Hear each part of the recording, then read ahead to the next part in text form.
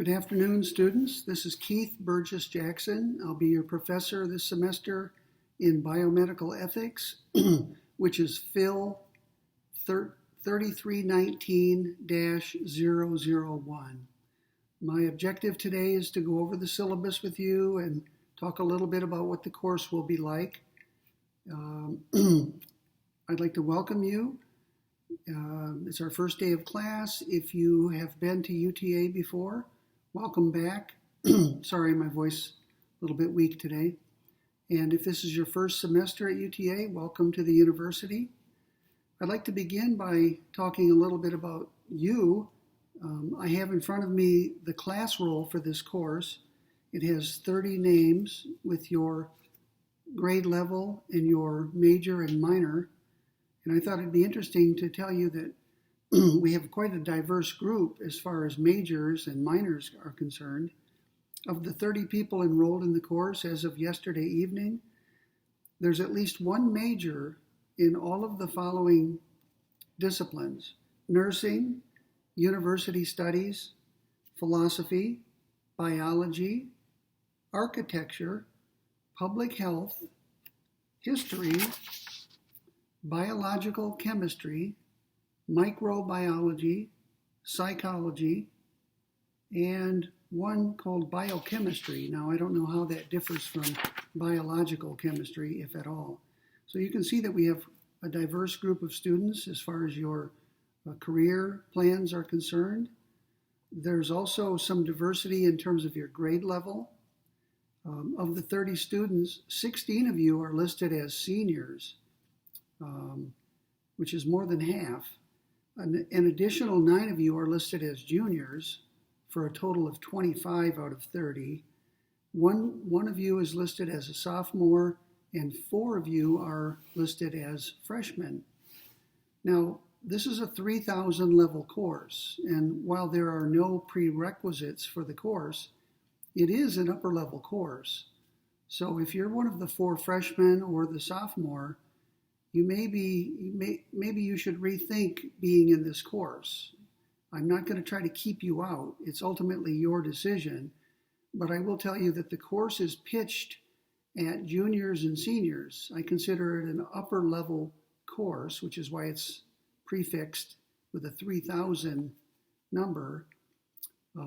If you've not had any previous coursework at all, and even if you've had some coursework but no philosophical coursework, the course will be difficult. You may find yourself struggling. So I thought I'd mention that. This is an upper level course. Preferably it would be limited to juniors and seniors. Okay, let's turn to the syllabus. I want to go over it with you, make sure you understand the requirements and so forth. At the top of the syllabus, and by the way, the syllabus has been posted on Canvas for a couple of weeks now, as well as the reading list for the course. Now let me talk about that for a moment before we get back to the syllabus. Everything in this course will be posted on Canvas, which I'm sure you're familiar with by now. All of the written documents that I post will be available to you through Canvas. And all of these lectures will, once they're completed, will be posted on Canvas. So that's your go-to location. You should check Canvas on a regular basis. What you do is go to Canvas, locate this course, which is Phil 3319, click on the link to open up the material for this course. On the left side of the page, you'll see a number of words. You should click on the word module, or modules, M-O-D-U-L-E-S, modules. And once you click that, you will see a list going back to the beginning of the course of everything that I have posted. Already, I have posted the syllabus and the reading list, and once this video is recorded, I will process it and post it on Canvas so that you can watch it as often as you'd like, whenever you like. Okay, so the syllabus that I'm now going over has been posted on Canvas. Maybe some of you printed it already and have it in front of you so you can follow along. And by the way, I recommend that for everything you find on Canvas, every written document, you should print it and put it in a notebook. Let me show you what my notebook looks like.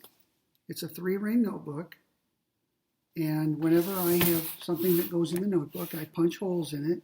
You can buy a cheap 3-hole punch at Office Depot or some other place. Put all of your documents in the notebook.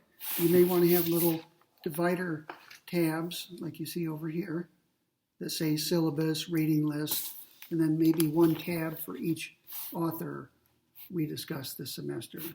At any rate, stay organized. Keep all of your materials in the same place so that when the exams come up, you can study, you have everything available and you can study them.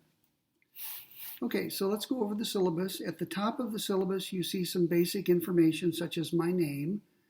The office listed would ordinarily be useful to you, but I will not be on campus this semester, and probably you won't either. Some of you may.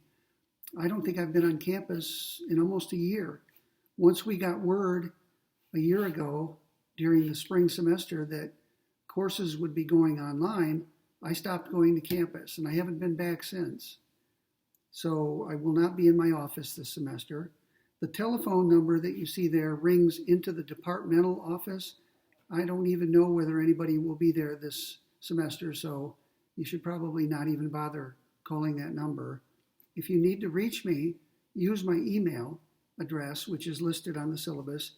It's easy to remember. It's just my 3 initials, kbj@uta.edu. And feel free to send me email. Email will serve as our office hours, and it'll be our way to communicate with one another.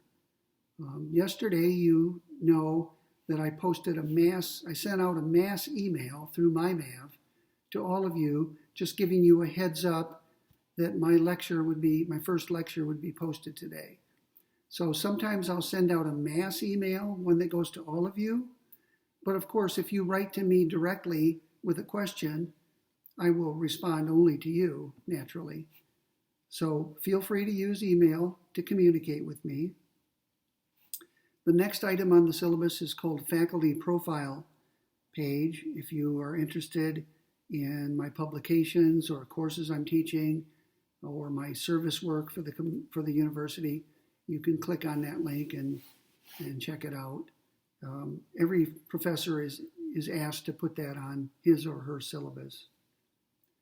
Office hours, I mentioned a moment ago, are conducted by email this semester. Now, the meetings listed are Tuesday and Thursday. And ordinarily, if we were meeting in the classroom, I would see you every Tuesday at a particular time and on Thursday at that same time.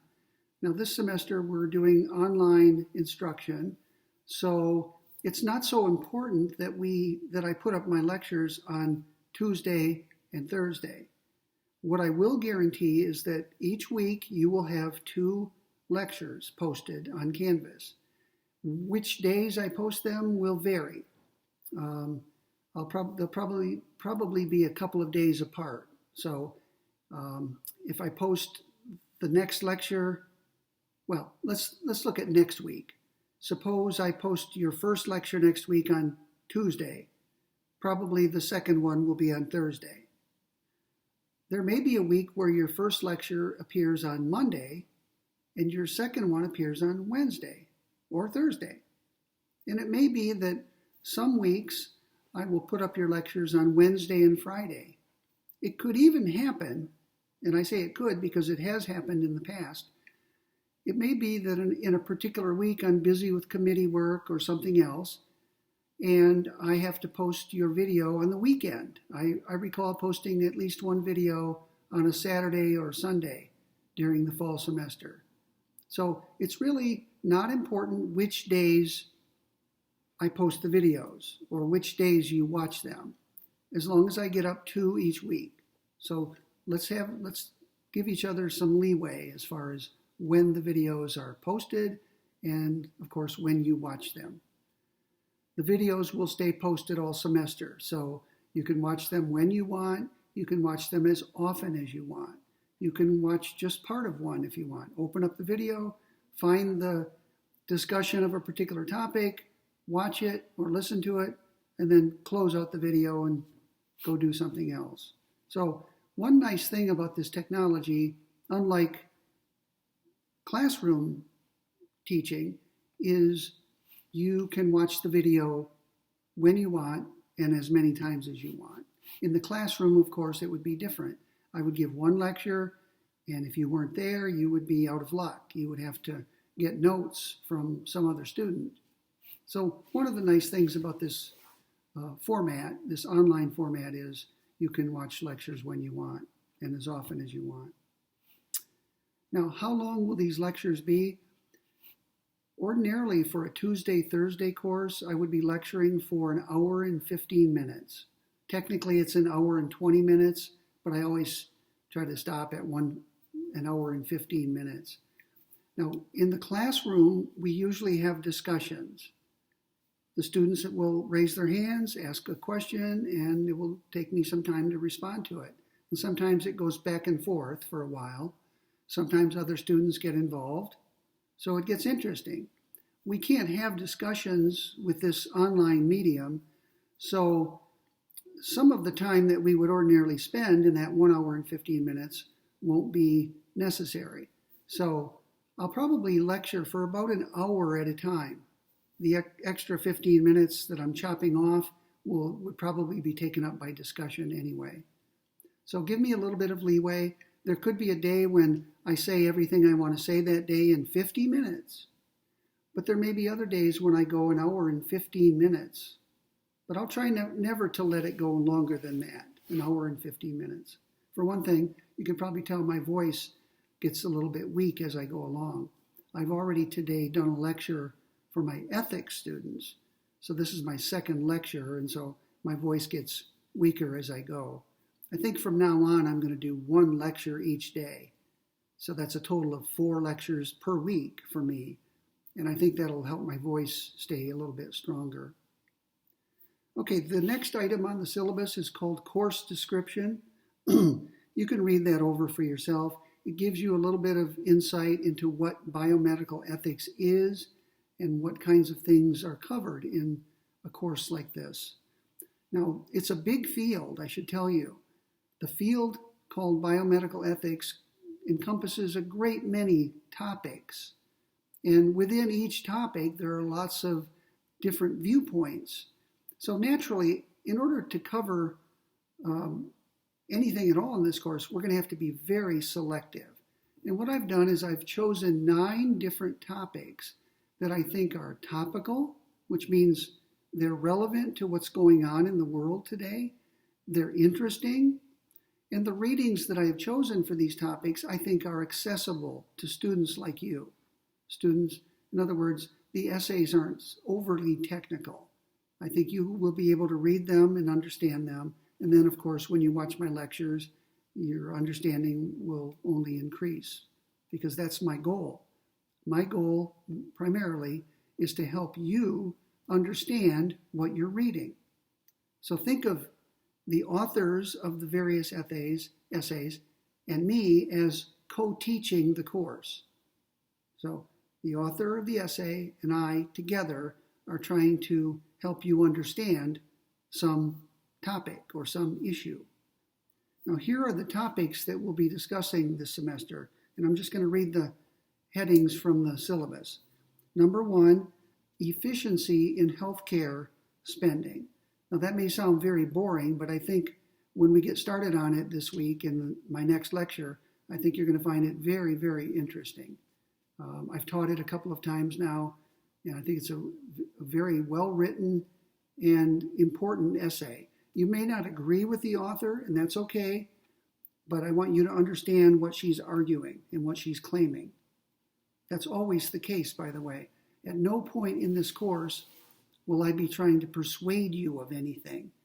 I don't see that as my goal. I'm an educator. I'm not an indoctrinator. My goal isn't to put a doctrine in you, to try to persuade you to be this or do that. My goal is to make sure you understand what we're reading. So it really is irrelevant what my own views are. They don't come into play at all as I'm lecturing. Whether I agree or disagree with the authors will probably remain unknown to you. And that's the way I want it to be. Right? I'm going to try to be fair to all of the authors. And by the same token, I don't particularly care what your own reactions are to the essays.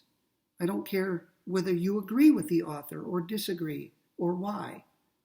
Again, my goal is to see that you understand the author whether you agree with that author or not. And that'll be true for all of the readings in the course. Okay, number 2, we're going to discuss the issue known as experimentation on non-human animals, research on animals. And there's a whole ethical discussion of that. Is it right or wrong to use animals as research subjects? Third, we're going to talk somewhat about the physician-patient relationship. There are different ways of understanding how the physician or doctor relates to the patient. And we'll talk about 4 different views of that when we get to that reading. The 4th topic is the so-called right to die. The 5th topic has to do with various principles of medical ethics. The 6th topic, believe it or not, has to do with the duty to die.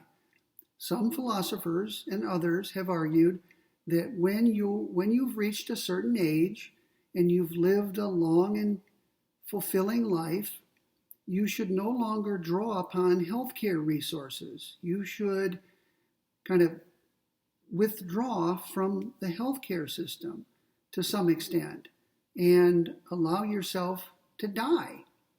Some people have argued that you have a duty to die when your time comes. It's a very provocative thesis, and we'll spend some time talking about it. The 7th topic out of 9 is called cryoethics. It's the ethics of cryonic storage. In this particular essay, the author discusses the rights and wrongs of having your body frozen once you die, in the hope that future technology will allow your body to be resuscitated or brought back to life. It's a very interesting topic. It sounds science fiction-y, and maybe at this point in time it really is. But the author believes that it's only a matter of time before we have the technology to freeze whole bodies or parts of bodies, such as the head, in the hope of one day bringing them back to life. Number 8 is the right to health care. And if you'll notice, I put the word right in quotation marks because some people believe there is no right to health care. So there's a big disagreement about that. Is there or is there not a right to health care? And if there is, what exactly does it cover? Does it cover just the basics, or does it cover more than the basics? And finally, we're going to read a very provocative essay on what I call infanticide, or putting infants to death. The authors call it after-birth abortion. Now, it's not a joke. You would think that after birth, it wouldn't even be abortion if you were to put the infant to death. It would be infanticide. But the authors call it after-birth abortion. And one of the things we'll talk about when we get to that reading is, why do they call it that? Why don't they just call it what it seems to be, which is infanticide? Okay, so that's a quick survey of what we'll be covering in the course. And I'll talk about the reading list in a moment, as soon as we finish the syllabus. Now, the course materials, which is at the top of page 2 of the syllabus, you'll notice that there are no textbooks. We're going to read 9 different items. Almost all of them are articles written by one or more authors. In one case, we have a New Mexico Supreme Court opinion or ruling on the so-called right to die. So I'm going to just call these 9 articles, even though one of them is a court opinion. The articles, we will spend about 3 days on each article, and that will take us all the way through the semester. And by spending 3 days on each article, we will have the opportunity to look at it in some depth. So I'm going to lecture 3 times on the typical article. We'll cover about a third of it on the first lecture, another third on the second lecture, and we'll wrap things up on the third lecture. Okay? So no books, that's the nice thing. As for where to get these articles, you can, for most of them, you can go into the UTA library and track them down on your own. Okay, just by looking at the reading list and seeing where each article was published. I assume you're pretty good at searching and doing things on the internet. Go into the UTA library, click on the research databases, find the particular journal you're looking for, and then once you get into that journal, you can find the volume number and the pages, and eventually you can find the article, and you can download it. You can then print it or read it on your computer screen, whichever you prefer. Okay, I think it's best if you print each of these items, punch holes in it, put it in your notebook. And then when the exams come along, you won't have to go back to your computer at all. Everything will be in your notebook. The readings, any handouts that I have posted, any lecture notes that you made as you watched my video or read the reading, and so on. Everything will be available in your notebook. Okay, that would be convenient for you while you're studying. Okay, course requirements. I'm sure you're all interested in that. There will be 3 examinations in this course, and that's it. No other requirements.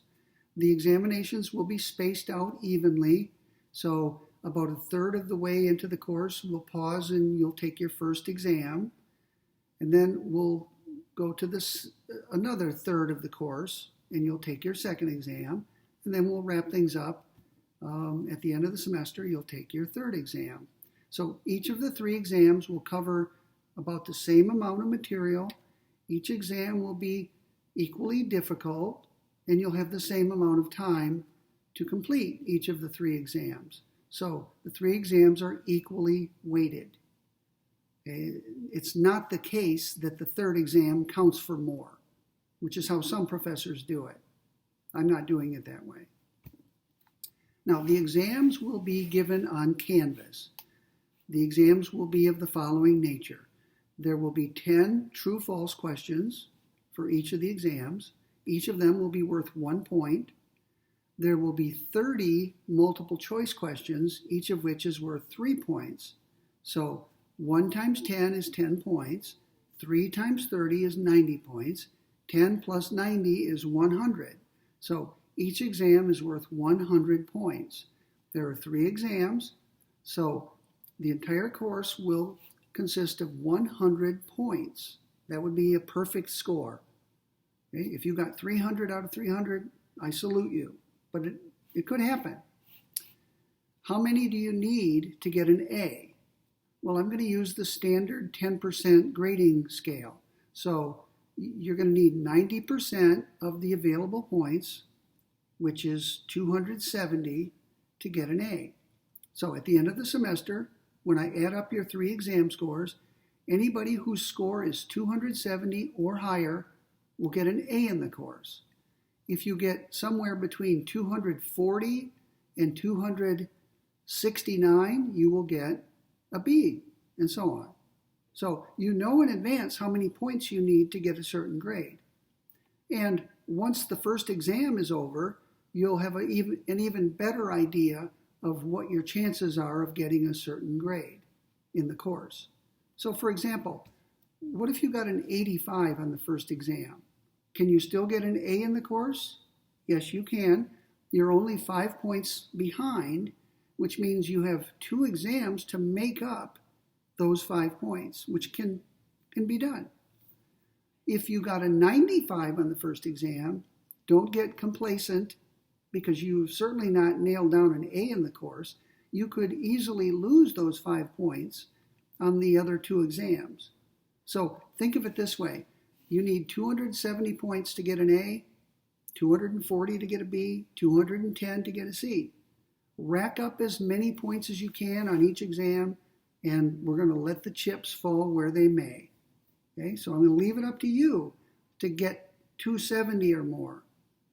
If you fall short of it, if you get 269 or 268 and you end up with a B, you have no one to blame but yourself. Okay, it's not my fault. I'm telling you where the cutoff lines are in advance, and it's your responsibility to study well and do well enough to get above those thresholds. Okay, so those are the 3 requirements for the course. I have already chosen the dates for the exam. They're listed both on the syllabus and on the reading list. So if you look at page 2 of the syllabus, you'll see that the 3 exams will be administered through Canvas on the 18th of February, the 1st of April, and the 11th of May. Make sure you put those dates on your calendar right away. And the purpose of that is so that when you're looking at your calendar down the road, you won't let something else come up to interfere with your exams. You've got to take the exams on those days. I'm going to create a window of time, and I'll decide how much time. You will have to go into Canvas during that window and take the exam. Okay, so you need to make sure you don't have any conflicts where you have to be doing something else that day when you're supposed to be taking the exam. So get those dates on your calendar right away to prevent conflicts from coming up. Now the next paragraph I put in because the university wants us to, but it really doesn't apply this semester because we're doing online teaching. It has to do with attendance. So in a classroom that would matter, but online it doesn't matter because you can watch these videos whenever you want. You could watch them at 2 in the morning on a day after I posted them. So attendance is really neither here nor there this semester. And I've already covered the grading paragraph for you. The rest of the syllabus is what I call boilerplate. It's information that the university wants professors to put in their syllabi. It has to do with mandatory face coverings, student success programs, and things like that. Okay, so that takes care of the syllabus. Let's turn now to the reading list, which has been posted on Canvas for a couple of weeks at least. You'll see on the reading list that I have given you full citations for each of the readings that we'll be discussing this semester. So, for example, the second lecture this week, today's lecture is the first. That means we have one more lecture this week. If just guessing, I would think that your second lecture will be up on Wednesday, because I plan to do my ethics lecture tomorrow and your second lecture on Wednesday. But something could come up and your second lecture might be posted on Thursday or even Friday, but I'll try to get it up on Wednesday. It's in my interest to do so. Then I have several days off in a row. Anyway, the first reading we're going to be doing is by Sarah Conley, who is a philosopher in Maine. I'll tell you more about her when we get to it. The title of her essay is The Right to Preventive Health Care. Her essay was published in a journal called Theoretical Medicine and Bioethics. So even though she's a philosopher, she's publishing in a journal on theoretical medicine and bioethics. It's volume 37. If you see that, if you're looking at the reading list, you can see it's volume 37. The issue in question was published in August 2016, just a little over 4 years ago. And the article takes up 15 pages of that journal. The final thing you see there is, in parentheses, you'll see 3 days. So for each item that we're going to be covering in the course, I tell you how many days we'll be spending on it. So we're going to be doing Conley this week on the next lecture, Wednesday, and both days next week. So we're going to be spending a couple of weeks on Conley, 3 days to be exact. Then we'll move on to the next reading by Carl Cohen on animal research or research on animal subjects. We're going to spend only 2 days on that essay. And then we'll spend 3 days on the third essay. So a total of 8 days for the first exam. When the time comes to take the first exam, you will have had 8 separate lectures on 3 different essays.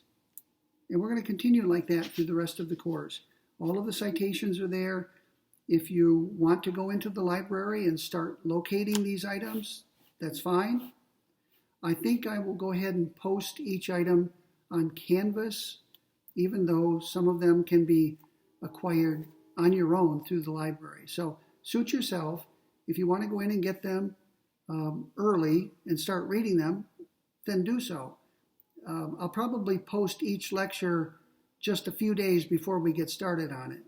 So probably next week, when we're getting close to finishing Conley, I will post Cohen, which is the second reading. Okay, so you could wait until I post them if you want, or you can go into the library on your own and get them early and start reading them. Okay, that takes care of the reading list. If you look at page 2, I thought you might find it interesting to have a list, or to see a list of the main ethics in the main journals in this field. So I call it periodicals in biomedical ethics. And you can see there's quite a long list. It starts off with the AMA Journal of Ethics. That stands for the American Medical Association, which publishes a journal on ethical topics. If you go down the list, you'll see a journal called the Journal of Legal Medicine, and they publish articles on ethics as well as law.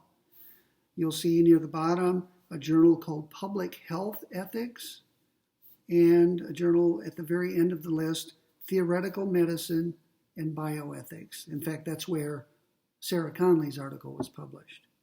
At the bottom of that page, you'll see a list of 4 medical periodicals with occasional articles on ethical topics. So these are medical periodicals. They're meant to be read by doctors and other professionals in medicine. But they occasionally publish articles on ethical topics. Carl Cohen's essay, which is the second essay we'll be discussing, was published originally in the New England Journal of Medicine, which is a prominent medical journal.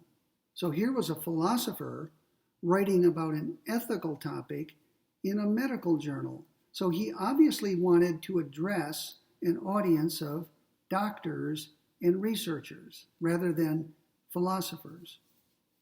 But philosophers found out about it and have read it, and we're going to be discussing it shortly. Okay, I think that takes care of what I wanted to cover for today. It went a little bit over half an hour. So what you need to do now, or what I'm going to do now, as soon as I stop this video, I need to process it. I'm going to post it on, I'm going to upload it to YouTube where I have a channel, and then I'm going to transfer the link to that YouTube video to Canvas. So you don't have to worry about going to YouTube or trying to find my YouTube channel. I don't think I've been there myself, actually. Other than uploading them and then transferring the link, I don't spend any time on my YouTube channel. So you should go to Canvas and click on the link and watch the video. That link will stay up all semester. All of the videos will stay up until the semester's over. At some point, I'll probably take them down sometime this summer, but they're going to stay up until the course is over. And one more thing, after I get the video posted on Canvas, I will go into MyMav and I will send a mass email to all of you, and it'll simply say, my videotaped lecture for Tuesday, 19 January is now posted. So you don't need to go to Canvas over and over again every day to see whether something new is there. Simply wait for my email to come in, and then you'll know it's there. So when you go, it'll be there. So I've got a little bit of processing to do before I'm free for the day. And again, acquire and read Sarah Conley's essay. I'm going to post it sometime today, so you have at least one day to read at least 1/3 of it. Because remember, we're going to cover only about 1/3 of it on Wednesday or whenever I put the lecture up. Okay, I've said enough for one day. Again, the other lectures after today will be closer to an hour, give or take 5 or 10 minutes. So have a great day, and I'll see you back on the computer screen probably sometime on Wednesday.